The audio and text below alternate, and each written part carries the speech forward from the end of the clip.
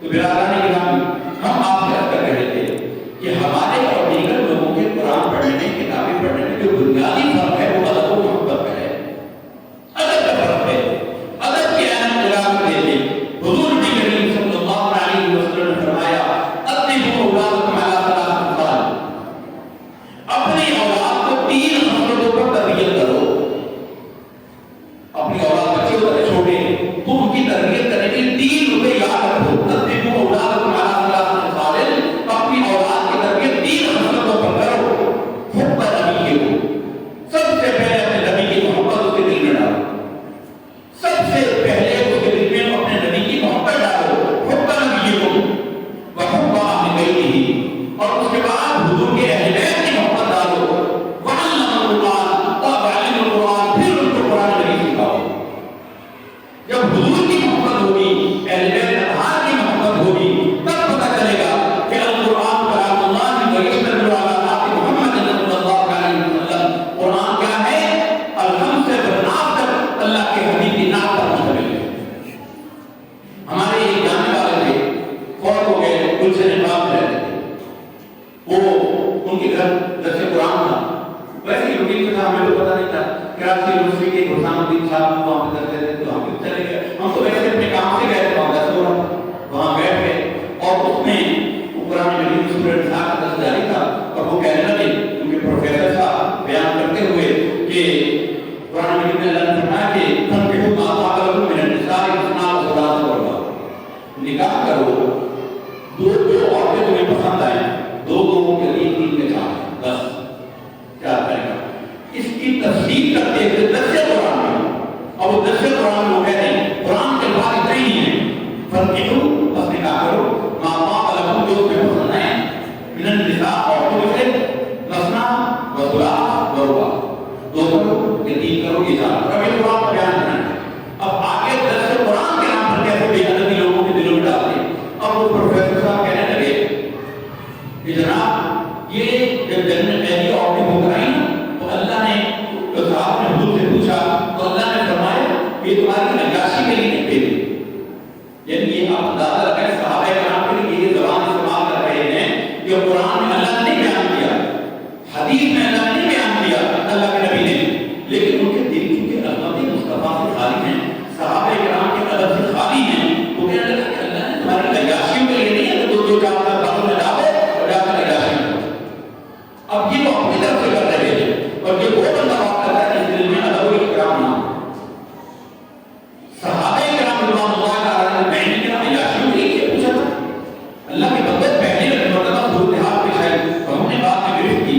ہم نے کہا صاحب یہ بے ادبی آپ کے اندر اتنی زیادہ ہے، اتنی گستاخی ہے، آپ قرآن کا محبت کا پیغام کیا دیں گے لوگوں کو. کہنے لگے کہ اچھا اگر بھی اس کو آپ بیان کریں تو آپ کیسے بیان کریں گے.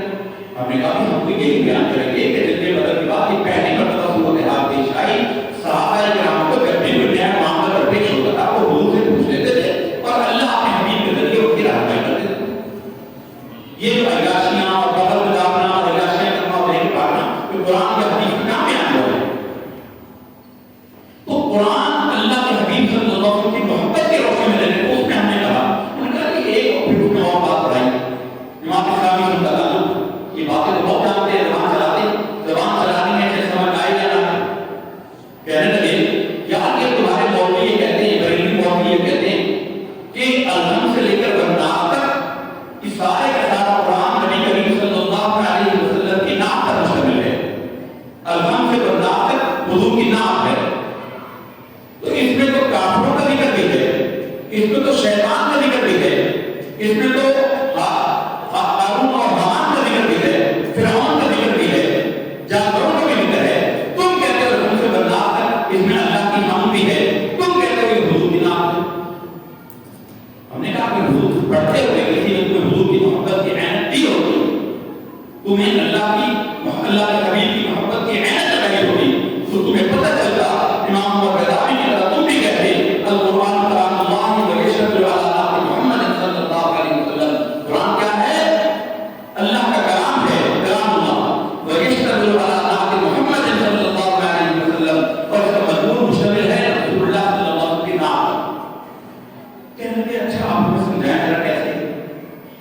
آپ یہ بتائیے یہ سورۃ فاتحہ ہے، یہ کہاں، یہ کون سی مکی ہے مدنی؟ کہتے ہیں کہنے لگے مکی. سورۃ بقرہ مدنی. ہم نے کہا کہ کس کا کلام ہے؟ قرآن کس کا کلام ہے؟ اللہ کا کلام ہے. تو اللہ مکہ میں رہتا ہے یا مدینہ میں رہتا ہے؟ قرآن یہ مدنی ہے، یہ مکی ہے، تو اللہ کا کلام ہے. تو جو کلام کرنے والا ہے، اللہ کلام فرمانے والا ہے، وہ مکہ کا رہنے والا ہے یا مدینہ کا رہنے والا ہے؟ کہ یہ کیا بات ہے؟ اللہ کا مقام کی ماورا ہے.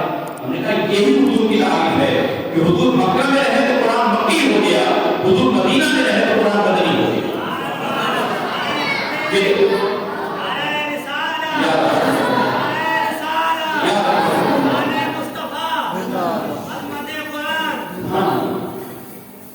ہم نے کہا یہ ہے حضور کی تعریف.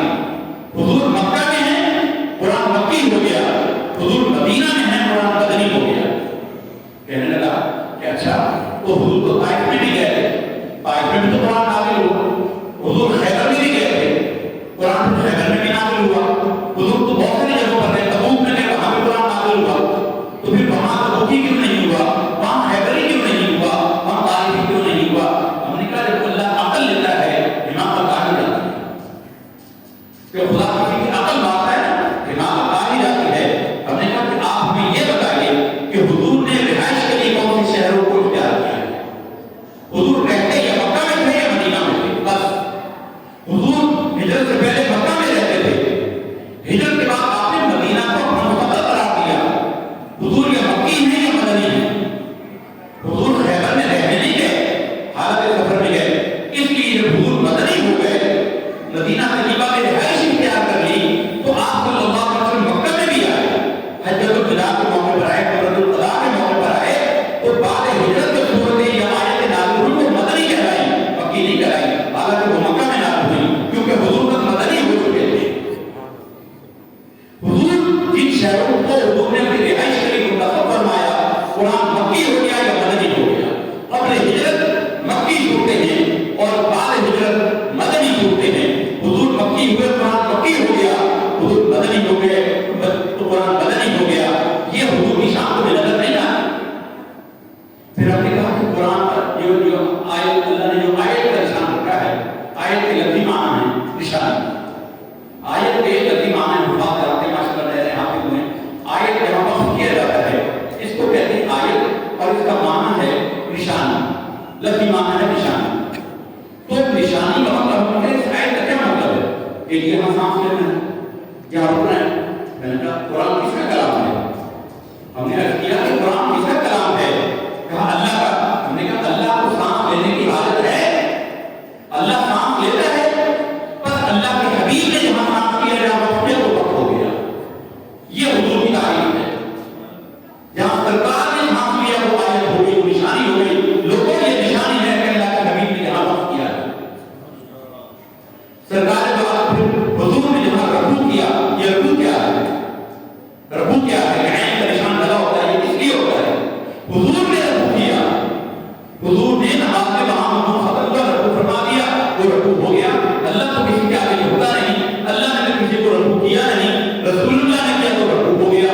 تو قرآن الحمد سے بدنام تک، اب زیادہ مضمون کا وقت نہیں ہے، الحمد سے بدنام تک ہر لحاظ سے سرکار صلی اللہ علیہ وسلم کی تعریف ہوگی. اللہ یا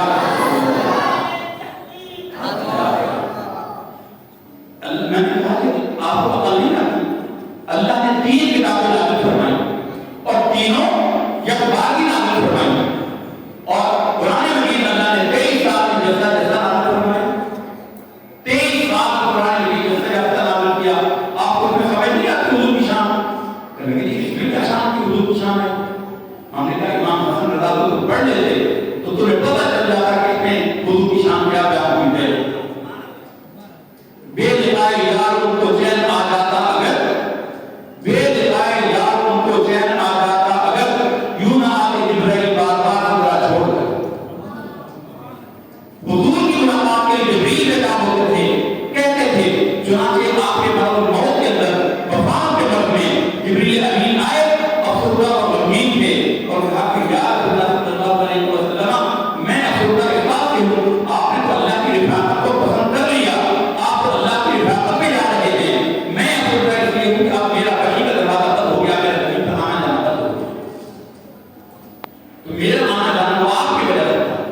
یہ حضور کی تعلیم ہے کہ نہیں ہے؟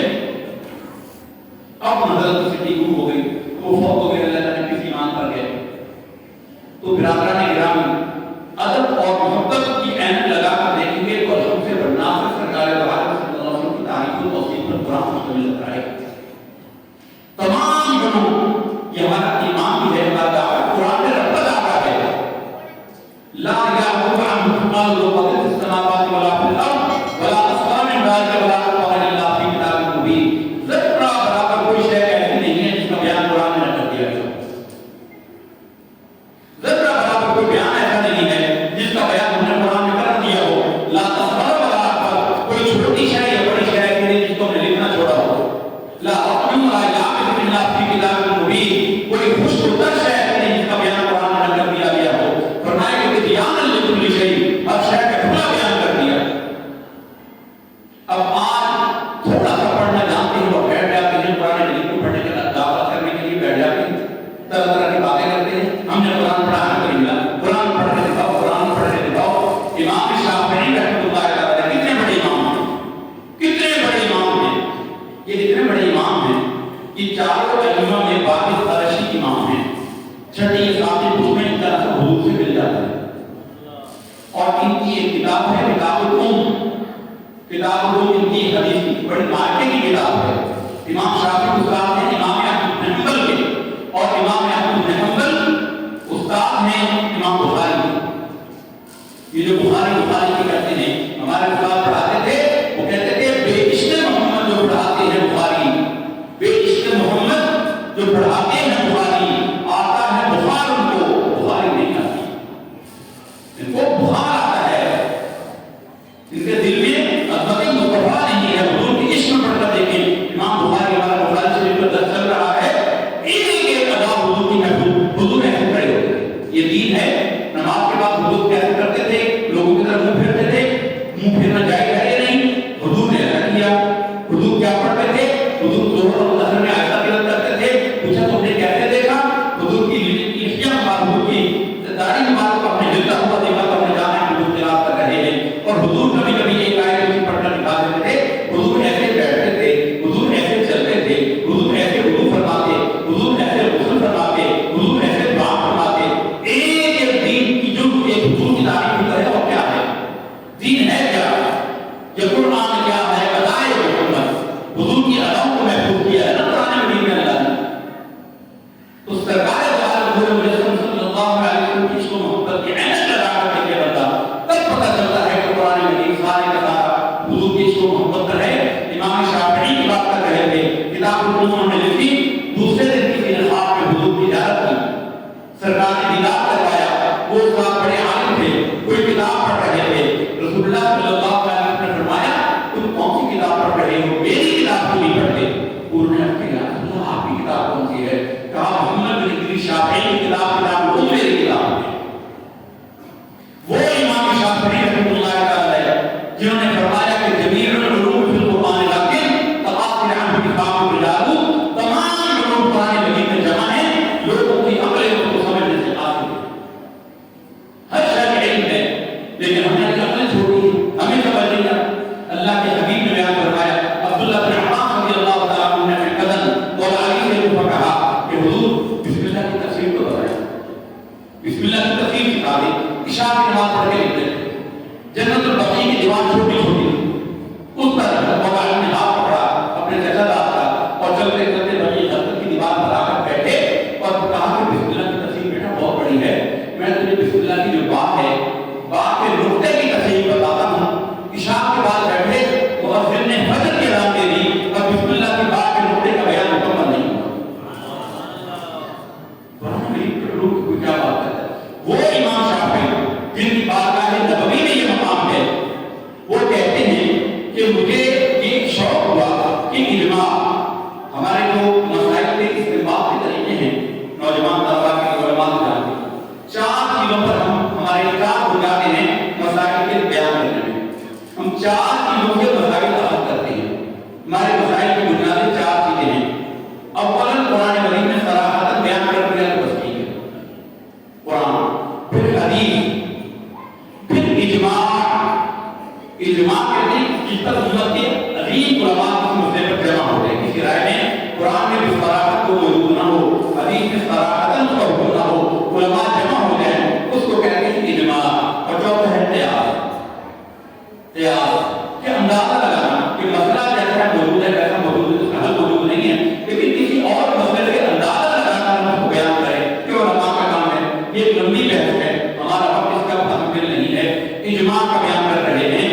امام شافعی رحمۃ اللہ تعالیٰ نے فرماتے ہیں کہ ہر شے کا بیان تو قرآن میں ہے، اجماع کا حکم قرآن میں کہاں بیان ہوا؟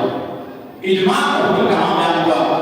کہتے ہیں کہ میں نے 300 بار قرآن مجید کی تلاوت کی، 300 مرتبہ قرآن مجید میں اجماع کی دلیل ڈھونڈنے پر 300 بار قرآن مجید کی تلاوت کی، 300 مرتبہ پڑھنے میں مجھے اجماع کے حق میں کوئی آیت نظر نہیں آئی، یہاں تک کہ جب 301 بھی بار میں نے تلاوت کی قرآن مجید کی، 300 پہلی بار 300 کو پورا کر لیا، جب اگلی دفعہ شروع کیا تو قرآن مجید کی اس آیت پر اللہ نے میرے ذہن کو ٹھکا دیا، وَمَن يُشَاقِقِ الرَّسُولَ مِن بَعْدِ مَا تَبَيَّنَ لَهُ الْهُدَىٰ وَيَتَّبِعْ غَيْرَ سَبِيلِ الْمُؤْمِنِينَ نُوَلِّهِ مَا تَوَلَّىٰ وَنُصْلِهِ جَهَنَّمَ وَسَاءَتْ مَصِيرًا۔